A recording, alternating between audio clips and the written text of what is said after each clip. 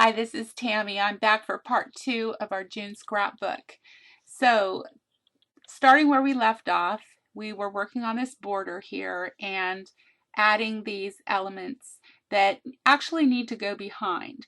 So what we want to do is go to the Layers palette and drag all those elements that we added down to the bottom. Actually, oh wait, we want them on top of this blue piece of paper there. That's what we want to do. So go ahead and drag each one down. And one more. The one on the top doesn't matter as much, so we can leave that where it is. Now, as I was looking at this border that we did, I've put it down too far. So what I want to do is hold the Shift key and highlight each of these elements.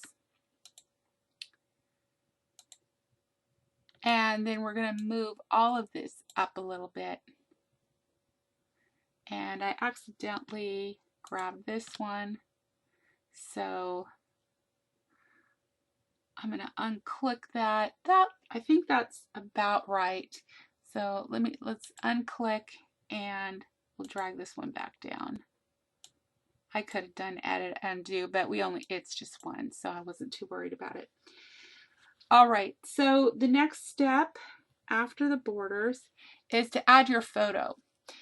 So what you want to do is go over to the resource palette and hit your little camera. It will bring up all your photos on your computer. Hit browse and you can go ahead and select the one that you want.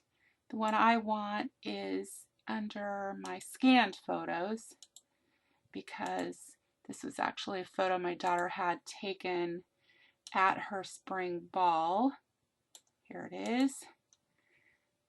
So, trying to think which one it is. I think it's this one.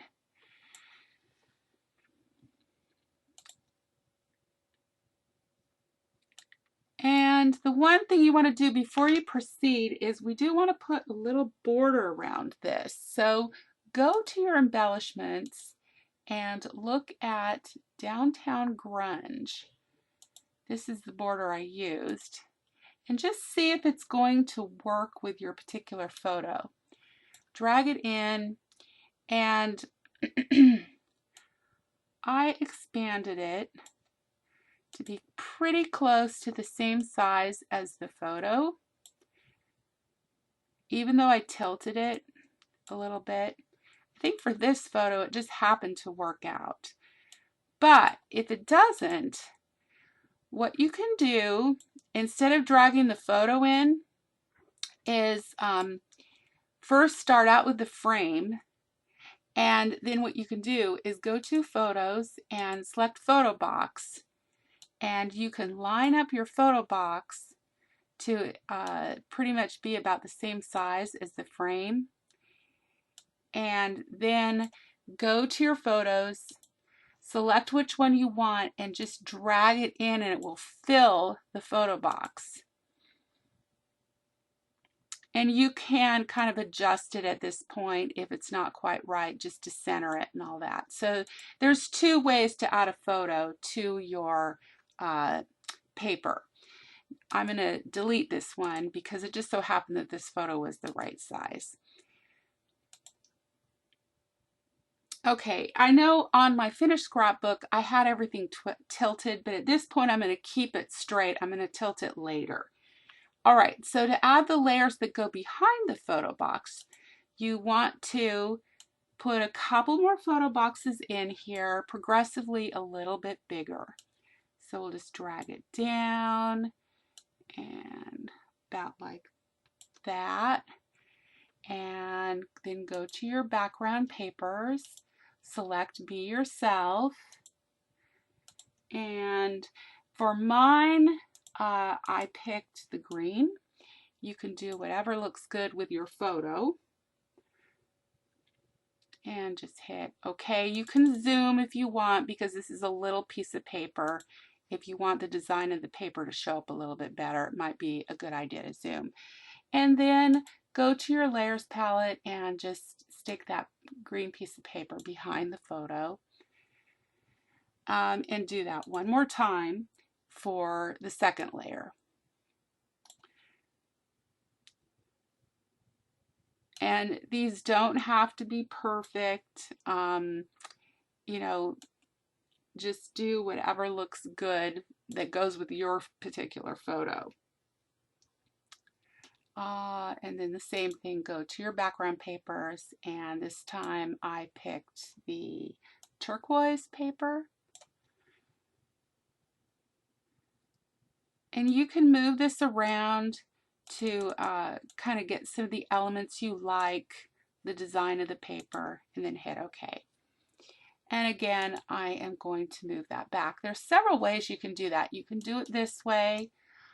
Sometimes I notice when my page gets loaded up with a bunch of the elements, that stops working and it starts lagging. So what you can do is hit Shift, Control, and your down arrow key, or your up arrow key. Watch, I hit up and it'll go in front. I'll hit the down arrow and it'll go in back. So there's another little trick. Now that I have all my elements here, I am going to start tilting some of them to make it look a little more artistic. I actually think I tilted the photo too a little bit in my original. And I just progressively tilted them a little bit. That's going to be 2, and this one was a tad bit more. Maybe 4. Yeah, something like that. You can just do what looks good. Okay, so the next thing we're going to do is add the labels from the Be Yourself kit. And oh, I forgot to say too that you add drop shadows to all those elements. So just go ahead again and hit on the whole page, hit OK, OK, and that'll just fix it for everything, for all the photos. Okay, so now what we're going to do to get the labels, instead of going into embellishments, is go down and use this global search tool on the very bottom right. And I'm just going to type label. And pretty soon all my labels are gonna pop up. And I can just scroll through this. Let's say, you know, you don't remember what kits you have. So I'm going to add this twice. Insert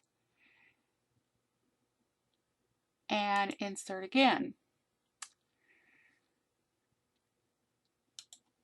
And what I'm going to do is I'm going to use one of them up here. I am going to make that one a lot bigger. And I liked the green and blue part, so what I did was flip it around.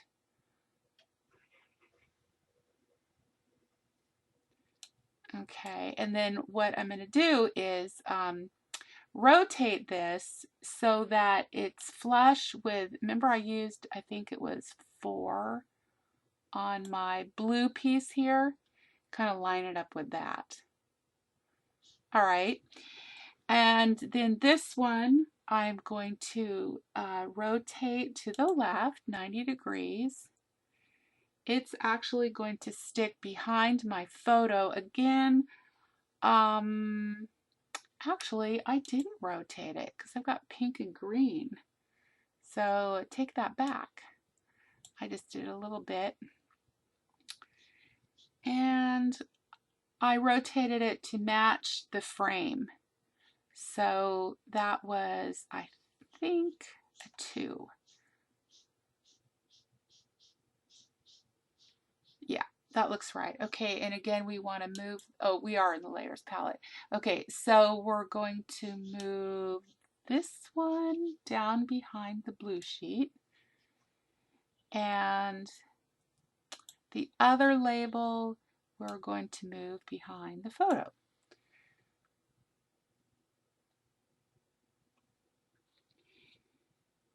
Okay, so for my wording, I